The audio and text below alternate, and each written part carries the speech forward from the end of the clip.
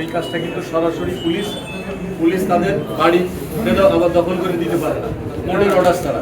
কিন্তু এরকম কিছু দাবি নিয়ে আমাদের সচেতন লোকজন আসে যে আমার এই বাড়ি দখল হয়ে গেছে, আপনি এটা আমাকে আবার উদ্ধার করে দেন, এরকম দাবি নিয়ে আসে। আমার কাছে তথ্য আসছে।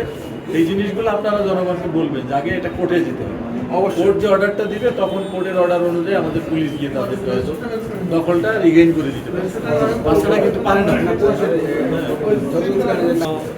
আমি দেখেন এই মাননীয় প্রধানমন্ত্রী ক্ষমতায় আসার পরে আমাদের নির্বাচনী 1 নম্বর এজেন্ডা ছিল আইন শৃঙ্খলার উন্নয়ন। সেই আইন শৃঙ্খলার উন্নয়নের জন্য আমরা যে ডিফিসিয়েন্সিটা আমাদের কাছে মনে হয়েছে যে আমাদের পুলিশ বাহিনী দীর্ঘ 17 বছর জনগণের তাদের অন্যায় অবিচারের কারণে জনগণ থেকে বিচ্ছিন্ন হয়ে গেছে।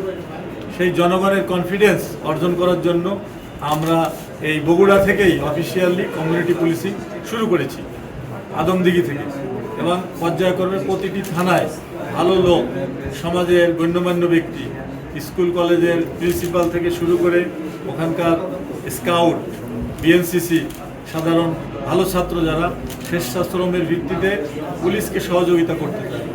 আমরা আমাদের সরকারের মাদকের বিরুদ্ধে 0 টলারেন্স, দুর্নীতির বিরুদ্ধে 0 টলারেন্স, সন্ত্রাসের বিরুদ্ধে 0 টলারেন্স, এইগুলো মোকাবেলা করার জন্য জনগণের সহযোগিতা দরকার।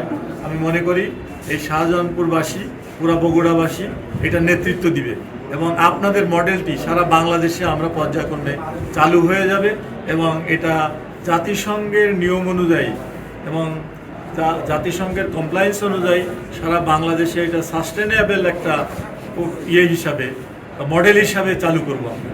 ইনশাল্লাহ আমরা সবাই মিলে জনগণ একসাথে পুলিশকে যদি সহযোগিতা করে এটা বাস্তবায়ন করা সম্ভব, এবং একটি নিরাপদ সুখী সমৃদ্ধি বাংলাদেশ আমরা গঠন করব। ধন্যবাদ সবাই।